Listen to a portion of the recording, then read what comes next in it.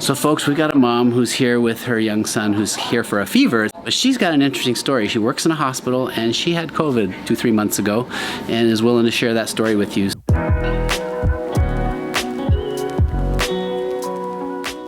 Hi folks, this video is brought to you by New Bloom Botanicals. How many of you have heard of CBD and have wondered, where do I get the best CBD?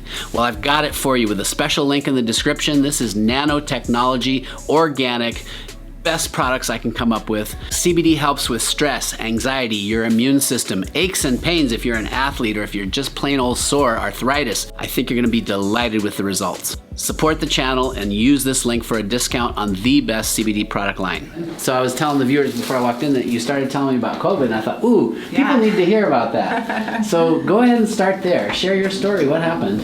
So I got COVID in the end of April of 2021. Yeah. I wasn't vaccinated because I was breastfeeding, and I chose that for me and my son. Yeah. And I think I was the primary person to get it. Yeah. I work at the hospital. Okay. And my first symptom was just muscle aches. I took some ibuprofen thinking I'd worked out too hard. I weightlifted that day. Yeah.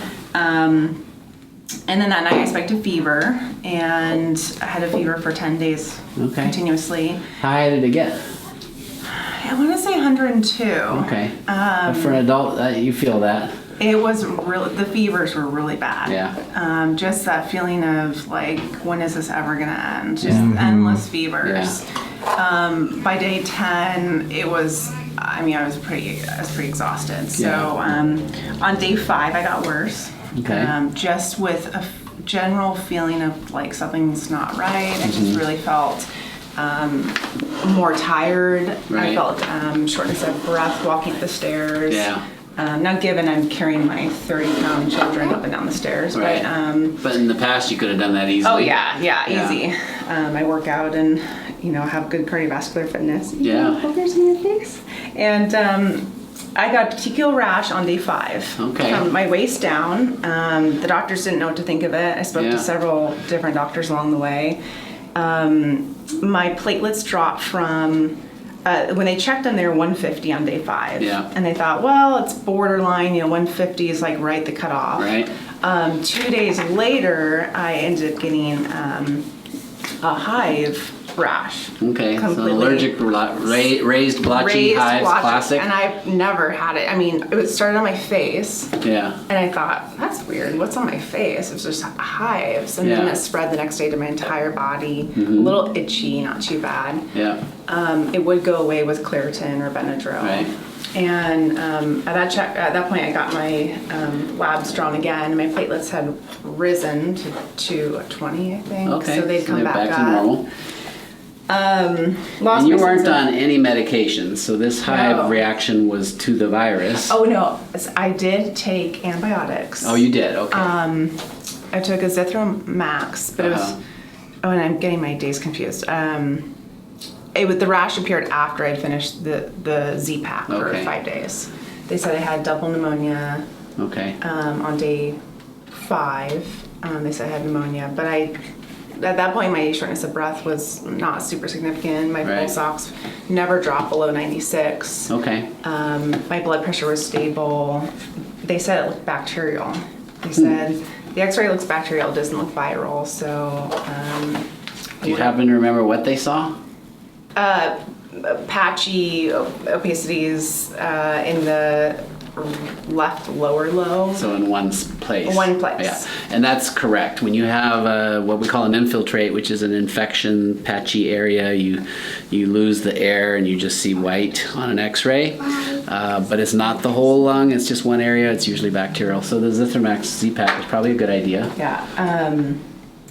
But then a couple days, this is just not very, I don't think that's not. Then a couple days later, or a few days later, I saw a doctor in person again because of the hives. Yeah. And he said I had crackles on the opposite side. Okay. So it progressed. It progressed to the other side. Yeah. Can I talk a little bit more? So by day 12, I'd stopped having any fevers. My temperature had gone back to normal. It had been hovering around 100, so not really like febrile, but definitely warmer for 2 additional days. So 12 days I had elevated temperature / fever. I went back to work, I think, that week after about 2 weeks being sick, and it was pretty hard. So so you had probably less stamina, and was it hard? You were kind of a little air hungry maybe when working, or? No, it was just exhaustion. Like I just felt like I can't get up. I'm so exhausted. And you lost sense of taste and smell, which is pretty unique to COVID. Very interesting.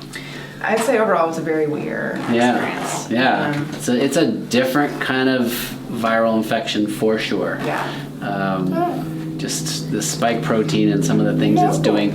This blood clot stuff. So petechiae, you guys, folks, are flat, non-blanching little purple or red dots. So I could show on your leg here, this is not a petechiae, but this is a perfect example. That's just a little freckle.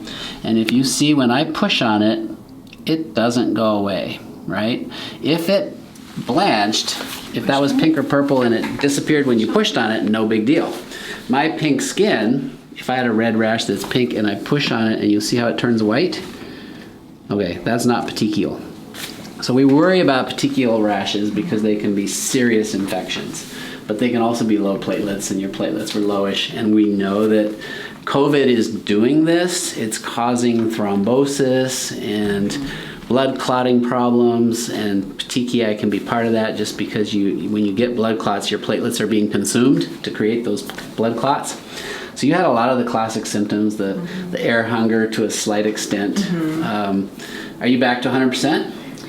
I do feel 100%. Yay. Yeah. Okay. So for whatever it's worth, it would seem that you're in good shape for the future. I hope so, because I don't want that again.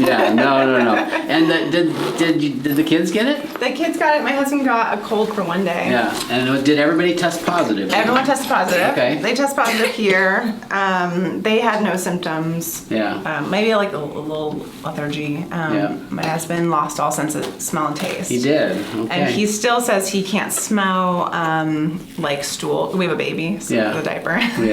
So there's certain things he still can't smell. I know. Oh darn. So.